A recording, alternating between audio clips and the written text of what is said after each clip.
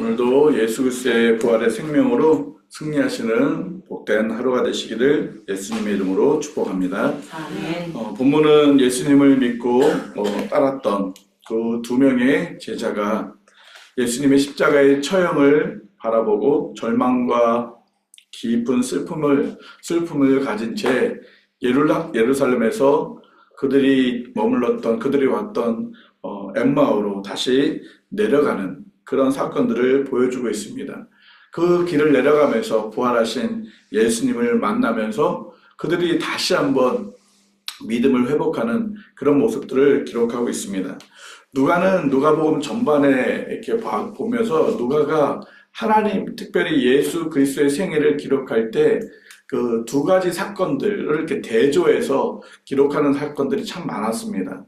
뿐만 아니라 한 장의 안에서도 동일한 내용이지만 그것을 서로 대조하면서 이렇게 하나님의 말씀을 비교 또 우리에게 전하는 모습들이 많이 보여주고 있습니다. 예를 든다면 A, B, B, C, C 이런 식으로 이렇게 서로가 대조적으로 이렇게 말씀을 전하는 모습들을 보여줍니다. 오늘도 보면 처음에 이 두 제자가 예수님을 믿지 않고 또 그 예수님의 죽으심을 두려워하고 슬퍼하고 절망 가운데 엠마오로 내려갔다가 마지막에 어떻게 됩니까? 다시 예수 그리스도의 부활의 증인으로 예루살렘으로 돌아와서 또 복음을 부활의 그 예수님을 전하는 모습들 이런 식으로 대조적으로 해서 더 그 사실들을 명확하게 또 구체적으로 증거하는 모습들을 보여주고 있습니다.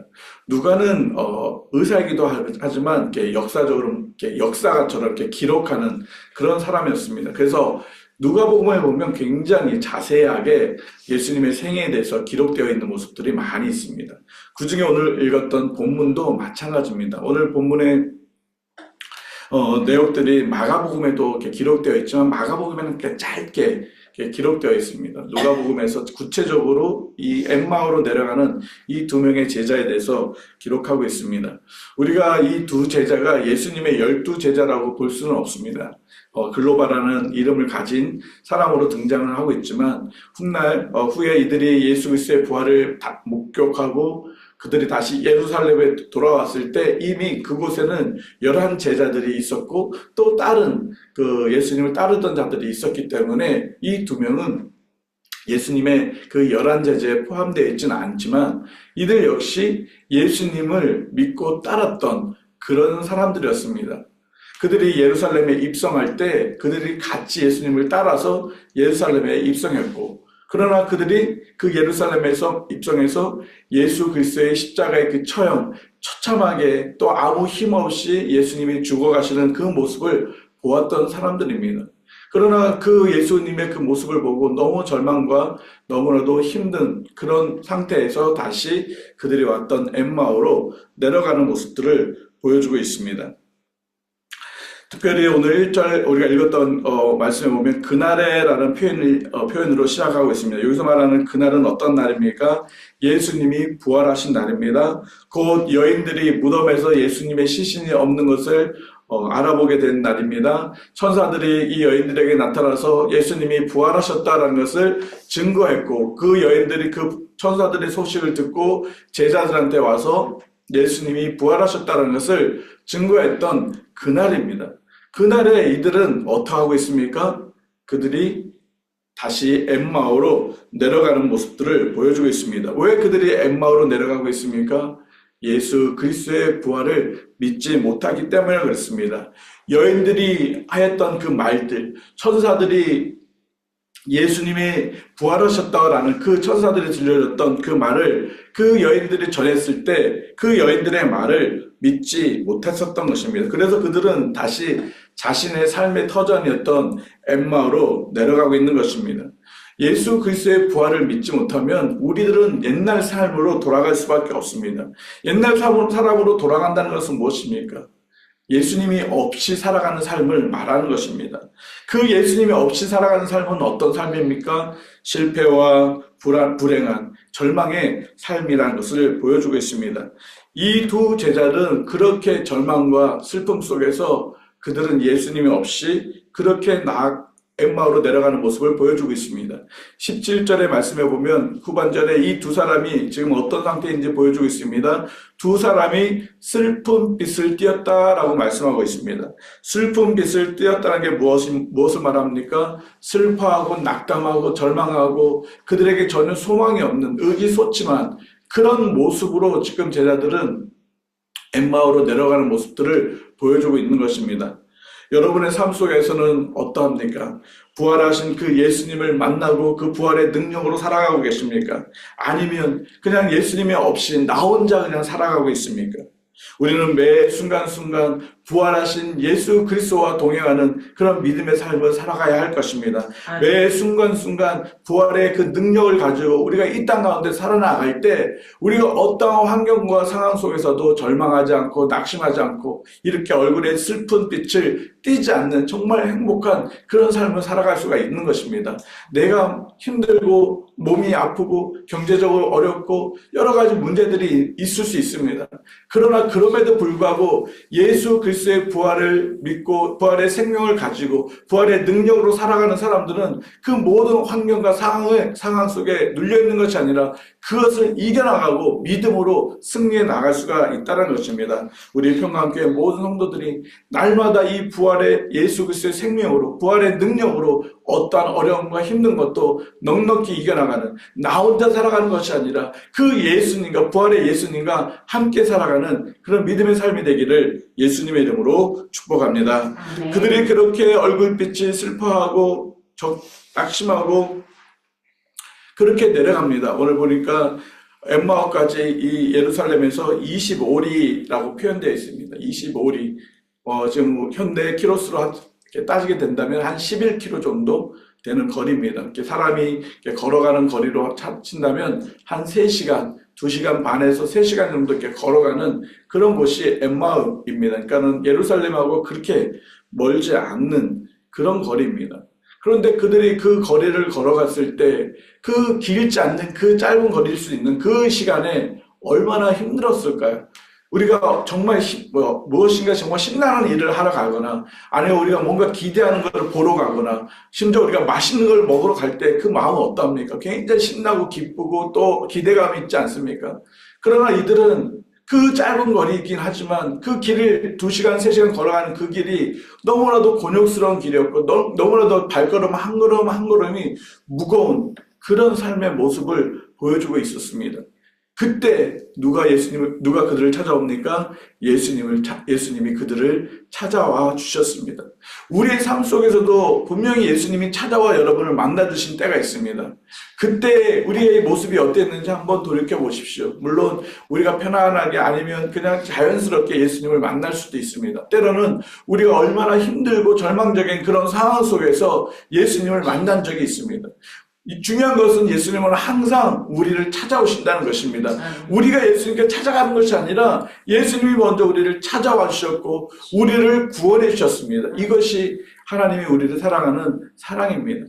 예수님도 지금 절망 속에 슬픈 빛 속에 소망 없이 정말 천근 만근 무거운 그 어깨에 짐을 진 것처럼 그런 고통 속에서 내려가는 이 제자들에게 찾아오셔서 그들에게 대화를 하고 있습니다. 17절 말씀해 보니까 너희가 길 가면서 서로 주고받고 하는 이야기가 무엇이냐 그들의 대화에 지금 끼고 있는 것입니다. 그런데 16절에 그들이 뭐합니까? 눈이 가리워져서 예수님인지 알지 못했다라고 말하고 있습니다.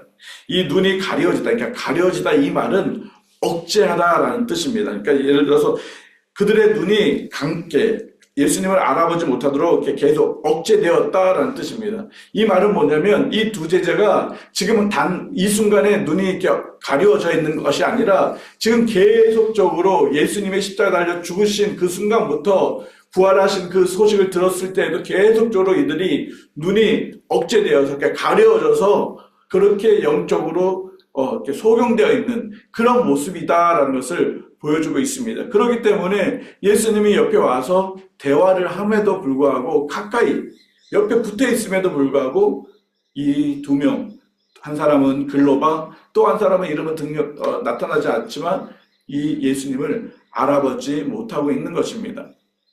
그리고 그들에게 이야기하면 도대체 너희들이 하고 있었던 그런 이야기들이 무엇이냐라고 질문을 합니다. 그런데 왜 이 두 제자가 눈이 그렇게 가려졌고 또 심지어 오늘 말씀을 보면 예수님이 이들을 향해서 뭐라고 말씀하고 있냐면 25절에 미련하고 선지자들이 말한 모든 것을 마음에 더디 믿는 자들이다 라고 지금 얘기하고 있습니다.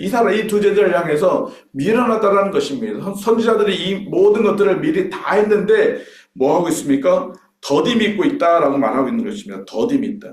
그러니까 쉽게 말한다면 이들에게 믿음이 있는 것처럼 보이지만 정말 불확실한 그런 모습에 있는 이 제자들의 모습을 보여주고 있는 것입니다. 이들이 왜 이렇게 눈이 가려지고 더디 믿고 예수님에 대한 그 믿음이 약해져 있습니까?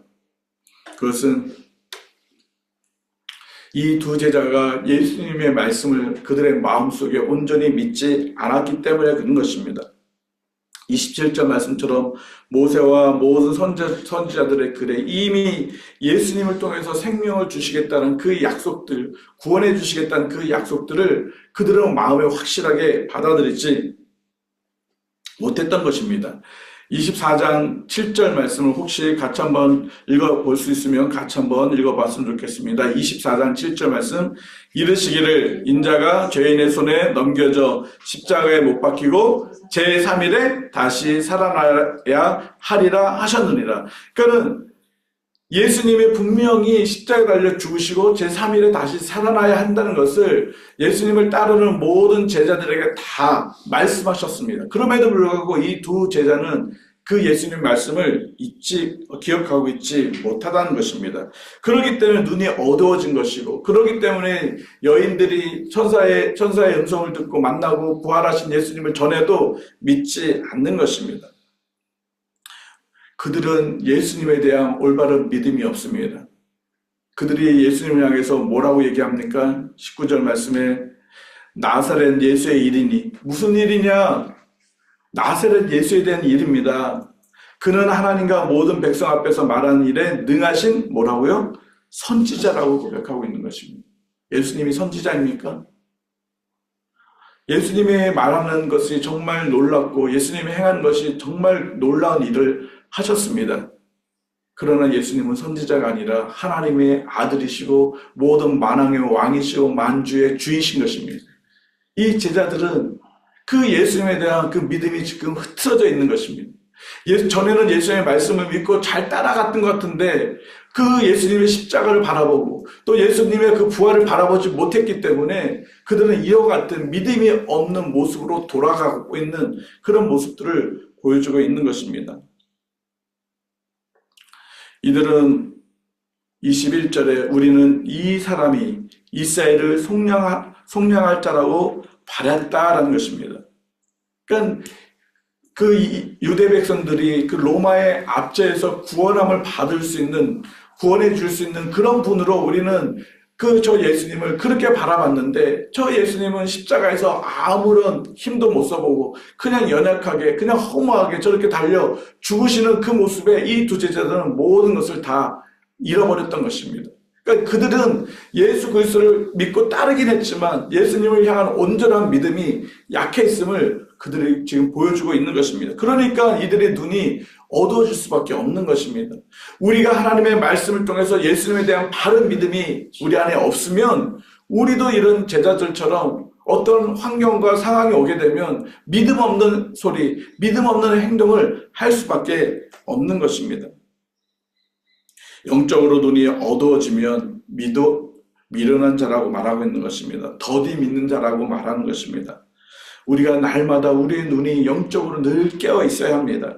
그래야 예수 그리스도를 바라볼 수가 있는 것입니다. 그러면 어떻게 해야 우리 눈이 영적으로 뜨어집니까? 어떻게 해야 우리가 예수 그리스도를 바라볼 수 있겠습니까? 그것은 하나님이 우리에게 주신 이 약속의 말씀을 내가 마음속에 믿는 것입니다. 이 언약의 말씀을 믿는 것입니다. 우리가 말씀을 묵상하고 읽고 들을 때마다 나에게 들려주신 그 하나님의 메시지를 내가 받아들이는 것입니다. 그리고 그 말씀에 따라 어떻게 합니까? 순종할 때 하나님의 뜻을 알게 되는 것입니다. 그런데 우리는 너무나도 아둔하기 때문에 이것이 정말 하나님의 뜻인지 정말 이게 하나님이 나에게 뭘 말씀하시는지 혼동될 때도 참 많이 있습니다. 그래서 우리가 무엇 해야 합니까? 성령 하나님 앞에 간구해야 하는 것입니다. 말씀을 읽을 때마다, 들을 때마다 하나님 이 말씀이 어떤 말씀인지 나에게 깨닫게 해주십시오. 요한복음에 보면 보혜사 성령 하나님께서 우리에게 이렇게 말씀하셨습니다. 내 성령 그가 너희에게 모든 것을 가르치시고 내가 너희에게 말한 모든 것을 생각나게 하신다는 것입니다. 성령 하나님은 우리에게 말씀하신 부분, 우리에게 말씀하신 것을 가르쳐 주신답니다. 그것이 생각나게 해주신답니다. 그래서 우리가 그 성령 하나님 앞에 순간순간 도움을 구하는 것입니다. 에베소서 4장 7절에서 19절에서도 그렇게 약속하고 있습니다. 우리 주 예수 그리스도의 하나님 영광의 아버지께서 지혜와 계시의 영, 누굽니까? 바로 성령님을 말합니다. 너희에게 주사 하나님을 알게 하셨다는 것입니다. 성령 하나님을 통해서 많이 우리가 하나님을 알게 되는 것입니다. 그래서 어떻게 돼요? 우리의 마음의 눈이 밝아진다는 것입니다. 우리의 눈이 밝아진다는 것입니다. 그래서 우리를 부르신 소망이 무엇인지, 성도 안에서 그 기업의 영광의 풍성함이 무엇인지 우리에게 알게 해주시겠다라고 약속하고 있는 것입니다. 그러므로 우리가 매 순간순간 하나님 말씀 앞에 가까이 나아가고 그 하나님의 말씀을 성령 하나님 앞에 깨달음을 받고 깨달음 받은 대로 우리가 어떻게 해요? 순종해 나갈 때 우리는 날마다 우리의 눈이 열려져서 하나님을 보고 우리가 부활하신 예수 그리스도와 동행하는 그런 삶을 살아가게 된다는 것입니다. 여러분, 우리가 예수 그리스도와 동행하는 삶을 어떻게 살아가겠습니까? 내 옆에 지금 예수님은 안 보입니다. 차라리 이 두 제자처럼 예수님 바로 눈에 보여주신다면 얼마나 좋아요. 근데 우리 눈에는 보이지 않습니다. 그렇다고 예수님이 동행하지 않는 것입니까? 아닙니다. 눈에는 보이지 않아도 항상 임마누엘 대신 그 예수님이 우리와 함께 동행하고 계십니다. 결코 나를 떠나거나 나를 버리지 않으시고 나를 혼자 두지 않으시고 늘 함께 하신다고 약속하고 계십니다. 우리가 그 약속의 말씀을 우리 마음속에 믿을 때 주님과 매 순간순간 동행하는 삶을 우리가 누리며 살아갈 수가 있다는 것입니다. 이렇게 제자들은 예수님이 함께 하셨지만 그들의 눈이 떠지지 않아서 예수님을 알지 못합니다. 그래서 예수님 앞에 정말 그 예루살렘에서 있었던 이야기들을 다 합니다. 그런데 왠지 지금 같이 가는 이 사람하고 뭔가 좀 더 하고 싶은 그런 간절함이 그들 안에 들렸습니다. 그래서 드디어 그 엠마오에 도착하자 그 예수님께 청합니다. 우리와 같이 식사를 했으면 좋겠습니다. 같이 이제 날이 어두웠으니까 여기서 같이 머물렀으면 좋겠습니다. 이쯤 되면 우리 같으면 어떡할까요? 야, 내가 아직까지 누군지 몰라? 어쩌면 예수님이 이 두 제자들을 막 그냥 질책하고 막 혼낼 수도 있는데 그러지 않으셨습니다. 그래 내가 너희와 함께 음식을 먹을게. 그리고 같이 식탁에 둘러앉습니다. 그리고 그들에게 떡을 떼어 나눠줍니다. 여러분, 지금 예수님의 이 모습을 통해서 무엇을 보여주고 있습니까? 예수님이 부활하신 것은 단순히 영으로만 부활하신 게 아니었습니다. 예수님은 십자가의 육체적인 모습으로 죽으셨던 그대로 육체적인 모습을 가지고 부활하셨습니다. 예수님은 참으로 살아나셨습니다. 할렐루야. 그 예수님이 지금 제자들한테 함께 하십니다. 그리고 떡을 떼어 주십니다. 오늘 말씀 보니까 떡을 떼어 뭐 하고 계십니까? 축사하셨다라고 말씀하고 있습니다. 30절 말씀에 그들과 함께 음식을 잡섰습니다. 음식을 먹었습니다. 육체를 가졌기 때문에 음식을 먹는 거죠. 그리고 떡을 가지사 뭐 하셨습니까? 축사하시고 떼어서 그들에게 주셨습니다. 여러분, 이 말씀을 보면 예수님이 하셨던 많은 일들 중에 두 가지 사건이 기억나지 않습니까? 바로 벳세다 광야에서 그 어린아이가 보리떡 5개와 물고기 2마리를 가져왔을 때 예수님은 그것을 받고 축사하셔서 뭐 하셨습니까? 떼어서 사람들에게 다 나눠줬습니다. 예수님이 하나님 되심을 선포했던 모습입니다. 또 하나의 사건이 무엇이었습니까? 예수님이 이제 곧 십자가에 달려 죽으실 때 제자들을 다 앉혀놓고 또 떡을 떼면서 이것은 뭐라고요? 내가 너희를 위해서 찢기는 나의 몸이다라고, 이것은 내가 너희를 위해서 흘리는 나의 언약의 피라고 그들에게 축사하고 나눠주지 않았습니까? 그때 비로소 이들이 뭘 봤습니까? 그들이 눈이 밝아졌습니다. 어두워서 예수님을 알지 못했던 그들이 이제 눈이 밝아졌습니다. 제가 아까 누가가 뭐라고 그랬어요? 대조적으로 어떤 사건을 강조하고 있습니다. 처음에는 눈이 가려졌는데 지금 어떻게 눈이 떠졌습니다.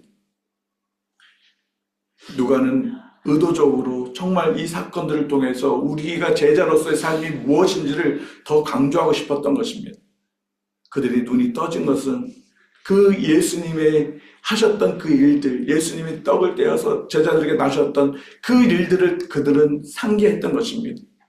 그리고 그들이 예수님을 보고 싶었습니다. 근데 어떻게 됐습니까? 31절에 알아봤습니다. 그들이 이분이 예수님이구나.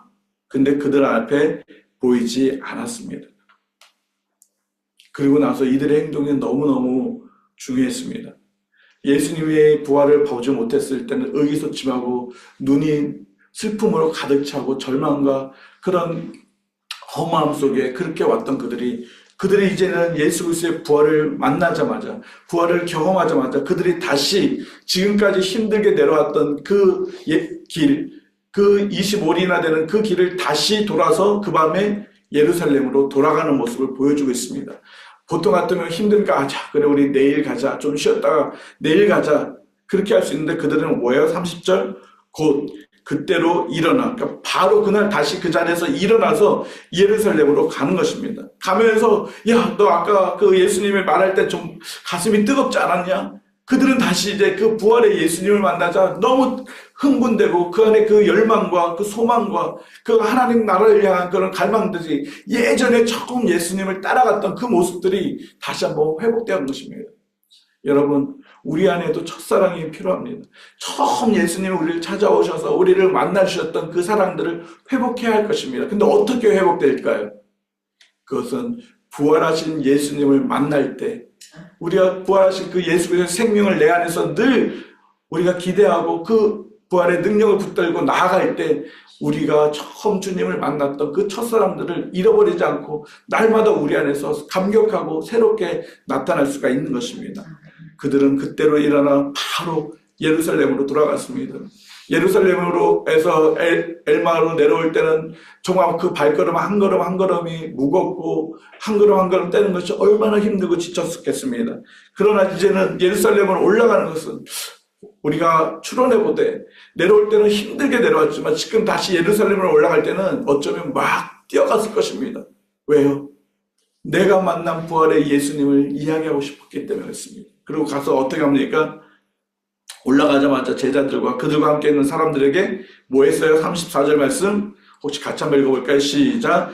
말하기를 주께서 과연 살아나시고 시몬에게도 보이셨다 하는지다. 할렐루야. 예수님이 살아나셨다라는 것을 증거하고 있는 것입니다. 여러분들이 예수 그리스도의 부활을 여러분이 만났다면, 경험했다면 이제 우리는 증거해야 합니다. 내가 만난 예수 그리스도, 내 안에 있는 부활의 그 예수 그리스도를 우리가 증거해야 합니다. 누구에게요? 모든 사람들에게. 35절 말씀처럼 두 사람도 길에서 된 일과 예수께서 떡을 떼심으로 자기들에게 알려주신 모든 것들을 다 말했습니다. 예수님이 살아나셨다는 사실을 모든 사람들에게 다 전했습니다. 이제 우리가 해야 될 사명은 그것입니다. 예수 그리스도의 그 부활의 능력으로, 생명으로 우리가 세상에 나아가서 많은 사람들에게 복음을 전해야 하는 것입니다. 토요일 날도 우리가 각 지역에 흩어져서 복음을 전했습니다. 그래서 어제 2명의 영혼이 주께로 돌아왔습니다. 우리가 나가지 않으면 그들을 만날 수 없고 그들이 주께로 돌아올 수 있는 그런 기회가 없습니다. 물론 하나님께서 사랑하시면 다른 사람을 통해서 그들을 또 구원하실 것입니다. 그런데 그 일에 저와 여러분이 쓰임받는다면 그것은 우리에게 큰 영광이라는 것입니다. 우리가 부활의 생명이 있다면, 능력이 있다면 이제는 담대히 당당하게 세상 가운데 나가서 복음의 증인, 예수 그리스도의 부활의 증인이 되기를 예수님의 이름으로 축복합니다. 오늘도 우리가 많은 사람들을 만날 수 있습니다. 그 만나는 사람들에게 더 이상 이 두 사람처럼 낙심하거나 좌절하지 않고 이제 부활의 능력으로 담대하게 당당하게 세상 가운데서 믿음을 보이고 승리하는 우리 평강교회 모든 성도들이 되기를 예수님의 이름으로 축복합니다. 아멘. 같이 기도드리겠습니다. 하나님 아버지, 우리를 구원하여 주시고 우리에게 예수 그리스도의 부활의 그 생명을 주심을 너무너무 감사합니다.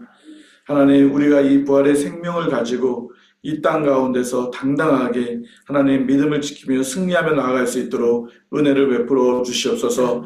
성령 하나님, 우리가 말씀을 읽을 때마다, 말씀을 들을 때마다, 말씀을 묵상할 때마다 이것이 무슨 뜻인지 주의 뜻을 잘 분별할 수 있도록 성령 하나님 우리에게 깨닫게 해주시고, 이 깨달은 말씀대로 순종함으로 하나님을 영화롭게 하는 저희들의 삶, 이 땅 가운데서 부활의 능력으로 모든 사단의 계기를 이겨나갈 수 있는 승리의 삶을 살아갈 수 있도록 은혜를 베풀어 주시옵소서. 하나님, 때로는 힘들고 어려운 일들이 많이 있습니다. 그럼에도 불구하고 예수 그리스도의 부활을 우리가 보았고 그 생명이 내 안에 있기에 하나님 우리가 당당하게 담대하게 하나님 모든 어려움을 이겨나갈 수 있도록 은혜를 베풀어 주시옵소서. 하나님, 이 어려움과 힘듦들이 속히 우리 안에서 해결되어 줄 수 있도록 하나님 특별히 은혜를 베풀어 주시고, 이 아침에 우리가 주님 앞에 간절히 부르짖는 그 모든